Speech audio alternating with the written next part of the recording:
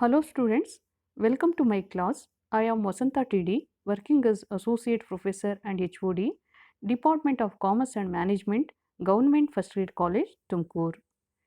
Today I will be talking about pricing policy. This topic is useful for second sem BCom students of Tumkur University. This topic is related to chapter 5 in market behavior and cost analysis. Now I am going to explain about pricing policy. A systematic approach to pricing requires the decision that an individual pricing situation be generalized and codified into a policy coverage of all the principal pricing problems. Policies can and should be tailored to various competitive situations. A policy approach which is becoming normal for sales activities is comparatively rare in pricing. Let us try to understand the meaning of price. As you know that price is the value of the product attributes in monetary terms, and another thing is that the pricing is the process of fixing the price for the product is known as pricing. Third one is pricing policy. It is the method of decision making which is used to fixing the price for the product or services. ಅಂದರೆ ಬೆಲೆ ನಿರ್ಧಾರದ ಧೋರಣೆಗಳಲ್ಲಿ ಸಾಮಾನ್ಯ ವಿಚಾರಗಳು ಅನ್ನೋದು ಇವತ್ತಿನ concepts. ಅಂದರೆ ವ್ಯವಹಾರದ ವ್ಯವಸ್ಥಾಪನೆಯಲ್ಲಿ ಸರಕುಗಳ ಬೆಲೆಗಳ ಬಗೆಗಿನ ಧೋರಣೆಗಳನ್ನು ರೂಪಿಸುವುದು ಮತ್ತು ಬೆಲೆಗಳನ್ನು ನಿಗದಿ ಮಾಡುವುದು ಮಹತ್ವದ ಕಾರ್ಯಗಳಾಗಿವೆ. ಬೆಲೆಯು ಆದಾಯದ ಮೂಲವಾಗಿದ್ದು ಅದರ ಮೂಲಕ ತನ್ನ ಆದಾಯವನ್ನು ಗರಿಷ್ಠ ಪ್ರಮಾಣದಲ್ಲಿ ಹೆಚ್ಚಿಸಲು ಪ್ರತಿಯೊಂದು ವ್ಯವಹಾರಿ ಸಂಸ್ಥೆಯು ಉದ್ದೇಶಿಸಿರುತ್ತದೆ. ಅಲ್ಲದೆ ಬೆಲೆಯ ಮೂಲಕವೇ ಅದು ತನ್ನ ಸರಕುಗಳಿಗಿರುವ ಮಾರುಕಟ್ಟೆಯನ್ನು ವಿಸ್ತರಿಸಬಹುದಾಗಿದೆ ಅಥವಾ ಅದನ್ನು ಕಳೆದುಕೊಳ್ಳಬಹುದಾಗಿದೆ. ನಿಗದಿ ಮಾಡಿದ ಬೆಲೆಯು ಅತ್ಯಧಿಕವಾಗಿದ್ದರೆ ಅದು ಮಾರುಕಟ್ಟೆಯನ್ನೇ ಕಳೆದುಕೊಳ್ಳಬಹುದಾಗಿದೆ. ನಿಗದಿ ಮಾಡಿದ ಬೆಲೆಯು ಬಹಳ ಕಡಿಮೆ ಇದ್ದರೆ ಅದಕ್ಕೆ ತನ್ನ ವೆಚ್ಚವನ್ನು ಸರಿದೂಗಿಸಲೂ ಸಹ ಸಾಧ್ಯವಾಗದೇ ಇರಬಹುದು. ಹೀಗೆ ಬೆಲೆಯನ್ನು ನಿರ್ಧರಿಸುವ ಕಾರ್ಯವು ಬಹಳ ಕ್ಲಿಷ್ಟಮಯವಾಗಿದ್ದು ಬೆಲೆಯನ್ನು ಹೀಗೆಯೇ ನಿರ್ಧರಿಸಬೇಕೆಂಬ ಬಗೆಗೆ ಯಾವುದೇ ನಿರ್ದಿಷ್ಟ ಸೂತ್ರಗಳಿರುವುದಿಲ್ಲ. ಅತಿ ಹೆಚ್ಚು ಅಥವಾ ಅತಿ ಕಡಿಮೆ ಬೆಲೆ ನಿಗದಿ ಮಾಡುವುದು ಅಥವಾ ಸಾಮಾನ್ಯ ಮಟ್ಟದ ಪೈಪೋಟಿಯ ಬೆಲೆಯನ್ನು ನಿಗದಿ ಮಾಡುವುದು ಅನೇಕ ಅಂಶಗಳನ್ನು ಅವಲಂಬಿಸಿದೆ. ಬೆಲೆಯನ್ನು ಪ್ರಾರಂಭದಲ್ಲಿ ಒಮ್ಮೆ ನಿಗದಿ ಮಾಡಿದರೆ ಮುಗಿಯುವುದಿಲ್ಲ.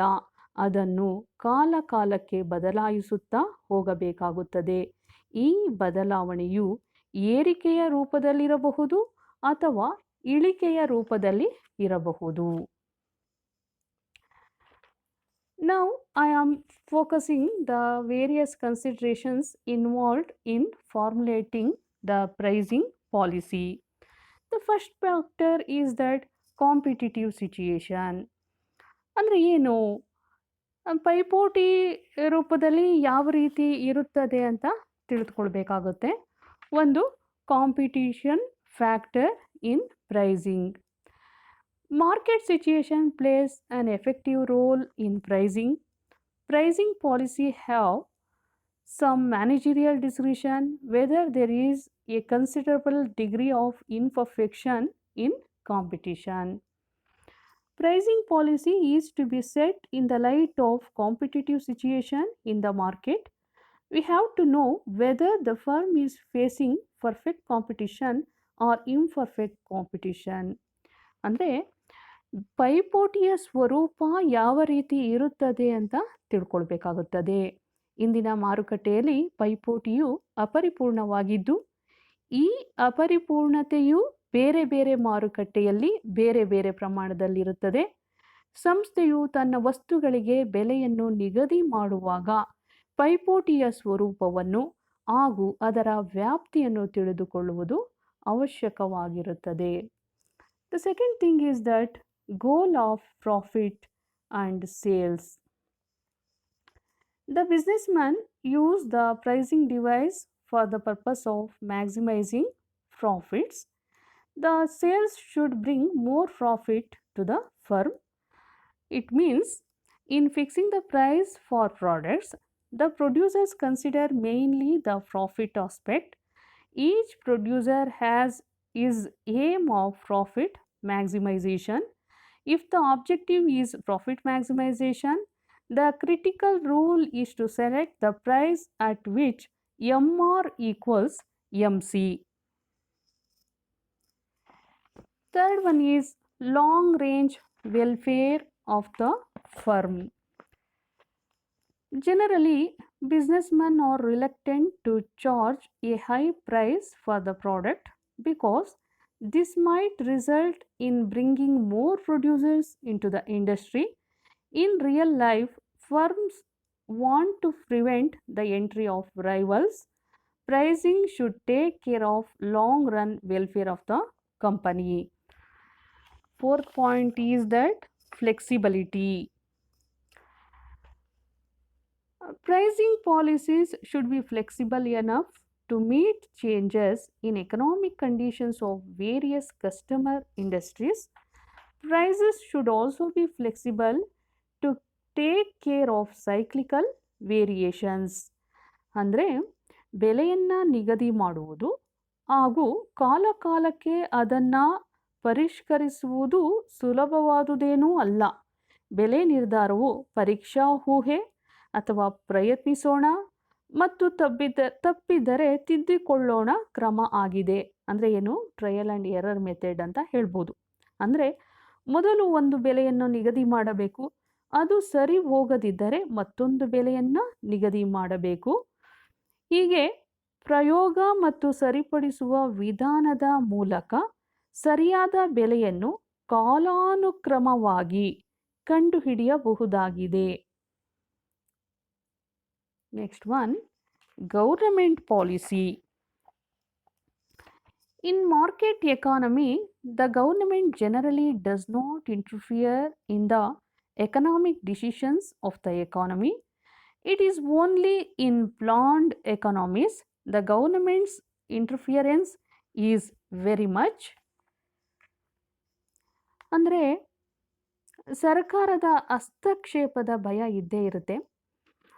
ಸಂಸ್ಥೆಯು ಮಾರುಕಟ್ಟೆಯಲ್ಲಿ ಏಕಸ್ವಾಮ್ಯದ ಸ್ಥಾನವನ್ನು ಹೊಂದಿದ್ದರೆ ಮತ್ತು ಅದು ಬೆಲೆಯನ್ನು ಹೆಚ್ಚಿನ ಮಟ್ಟದಲ್ಲಿ ನಿಗದಿ ಮಾಡಿ ಬಳಕೆದಾರರನ್ನು ಶೋಷಿಸುತ್ತಿದ್ದರೆ ಸರ್ಕಾರವು ಸಾರ್ವಜನಿಕರ ಹಿತರಕ್ಷಣೆಗಾಗಿ ಬೆಲೆ ನಿಯಂತ್ರಣದ ಮೂಲಕ ಹಸ್ತಕ್ಷೇಪ ಮಾಡಬಹುದಾಗಿದೆ. Next one, overall goals of business. On a more specific level, objectives relate to rate of growth, market share, maintenance of control, and finally profit. The various objectives may not always be compatible. ಅಂದರೆ ಸಂಸ್ಥೆಯ ಉದ್ದೇಶಗಳು. ಸಂಸ್ಥೆಯ ಉದ್ದೇಶಗಳನ್ನು ಸಾಧಿಸಲು ಬೆಲೆ ನಿರ್ಧಾರವು ಒಂದು ಸಾಧನವಾಗಿದೆಯೇ ಹೊರತು ಅದು ಸಂಸ್ಥೆಯ ಅಂತಿಮ ಉದ್ದೇಶವಾಗಿರುವುದಿಲ್ಲ.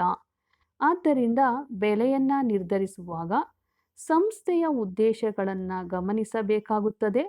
ಅಂದರೆ ನಿರ್ಧರಿಸಿದ ಬೆಲೆಯು ಸಂಸ್ಥೆಯ ಉದ್ದೇಶಗಳನ್ನು ಸಾಧಿಸುವಂತಿರಬೇಕು. ಸಾಕಷ್ಟು ಲಾಭ ಸಂಪಾದನೆಯು ಸಂಸ್ಥೆಯ ಉದ್ದೇಶವಾಗಿದ್ದರೂ ಅದು ನಿರಂತರವಾಗಿ ಮುಂದುವರಿಯುವುದು ಲಾಭಕ್ಕಿಂತಲೂ ಹೆಚ್ಚು ಮಹತ್ವದ ಉದ್ದೇಶವಾಗಿರುತ್ತದೆ. ಸಂಸ್ಥೆಯು ಇನ್ನೂ ಹಲವಾರು ಉದ್ದೇಶಗಳನ್ನು ಹೊಂದಿರಬಹುದು. ಮಾರುಕಟ್ಟೆಯ ನಿಯಂತ್ರಣ, ಮಾರುಕಟ್ಟೆಯ ವಿಸ್ತರಣೆ, ಸುನಾಮ ಗಳಿಸುವುದು, ಬಳಕೆದಾರರ ತೃಪ್ತಿ, ಉದ್ಯೋಗಾವಕಾಶಗಳನ್ನು ಒದಗಿಸುವುದು, ಇವೇ ಮೊದಲಾದವು ಅದರ ಉದ್ದೇಶಗಳಾಗಿರಬಹುದು. ಸಂಸ್ಥೆಯು ಬೆಲೆಯನ್ನು ನಿರ್ಧರಿಸುವಾಗ ಈ ಎಲ್ಲ ಉದ್ದೇಶಗಳನ್ನು ಗಮನಿಸಬೇಕಾಗುತ್ತದೆ. ಅವುಗಳಲ್ಲಿ ಸಮನ್ವಯತೆಯನ್ನು ಸಾಧಿಸಲು ಸಾಧ್ಯವಾಗುವಂತೆ ಅದು ಬೆಲೆಯನ್ನು ನಿಗದಿ ಮಾಡಬೇಕಾಗುತ್ತದೆ. Next point, price sensitivity. The various factors which may generate insensitivity to price changes or variability in consumer behavior, variation in the effectiveness of marketing effort, nature of the product, importance of service after sales, etc. It means demand for the product depends upon the psychology of the consumer. Sensitivity to price change will vary from consumer to consumer. ಅಂದರೆ ಬಳಕೆದಾರರ ಅಥವಾ ಗ್ರಾಹಕರ ಪ್ರತಿಕ್ರಿಯೆ. ಸಂಸ್ಥೆಯು ತನ್ನ ಸರಕುಗಳ ಬೆಲೆಯನ್ನು ಪರಿಷ್ಕರಿಸಿದಾಗ ಗ್ರಾಹಕರು ಯಾವ ರೀತಿಯಿಂದ ಪ್ರತಿಕ್ರಿಯೆ ವ್ಯಕ್ತಪಡಿಸಬಹುದೆಂಬುದನ್ನು ತಿಳಿದುಕೊಳ್ಳುವುದು ಅವಶ್ಯಕವಾಗಿದೆ. ಗ್ರಾಹಕರು ಗುಣಮಟ್ಟಕ್ಕೆ ಪ್ರಾಶಸ್ತ್ಯ ನೀಡುತ್ತಾರೆ, ಆದರೆ ಬೆಲೆಗೆ ಅಲ್ಲವೆಂಬ ಅಂಶ ತಿಳಿದು ಬಂದರೆ ಸಂಸ್ಥೆಯು ಬೆಲೆಯನ್ನು ಏರಿಸಬಹುದಾಗಿದೆ. ಏಕೆಂದರೆ ಬೆಲೆಗಳು ಏರಿದರೂ ಗ್ರಾಹಕರು ಯಾವುದೇ ಪ್ರತಿಕ್ರಿಯೆಯನ್ನು ವ್ಯಕ್ತಪಡಿಸದಿದ್ದಾಗ ಅವರು ಗುಣಮಟ್ಟಕ್ಕೆ ಪ್ರಾಶಸ್ತ್ಯ ನೀಡುತ್ತಾರೆಂದು ಅರ್ಥವಾಗುತ್ತದೆ. Next thing is that routinization of pricing. A firm may have to take many pricing decisions if the data on demand and cost are highly conjectural. The firm has to rely on some mechanical formula. ಅಂದರೆ ಅದರರ್ಥ ನಿಯತಕಾಲಿಕವಾಗಿ ಬೆಲೆ ನಿರ್ಧಾರ ಮಾಡುವುದು. ಬೆಲೆಯನ್ನು ಒಮ್ಮೆ ನಿಗದಿ ಮಾಡಿದರೆ ಸಂಸ್ಥೆಯ ಕೆಲಸ ಮುಗಿಯುವುದಿಲ್ಲ. ದಿನಗಳೆದಂತೆ ಬೆಲೆಯನ್ನು ಏರಿಸುವುದು ಅನಿವಾರ್ಯವಾಗುತ್ತದೆ.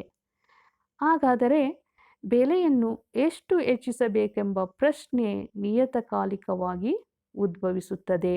ಇದಕ್ಕಾಗಿ ಸಂಸ್ಥೆಯು ಮೂಲ ವೆಚ್ಚಕ್ಕಿಂತ ನಿರ್ದಿಷ್ಟ ಪ್ರಮಾಣವನ್ನು ಹೆಚ್ಚಿಸಿ ಬೆಲೆಯನ್ನು ನಿಗದಿ ಮಾಡಬಹುದು, ಅಥವಾ ಯಾಂತ್ರಿಕ ಸೂತ್ರವೊಂದನ್ನು ಅದು ಕಾಲಕಾಲಕ್ಕೆ ಅನುಸರಿಸುತ್ತಾ ಹೋಗಬಹುದು, ಅಥವಾ ಇನ್ಯಾವುದೋ ವಿಧಾನವನ್ನು ಅನುಸರಿಸುತ್ತಾ ಹೋಗಬಹುದು.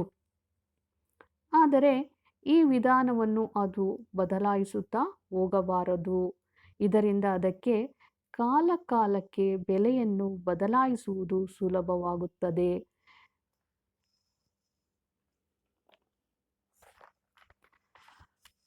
Hope all the concepts are clear.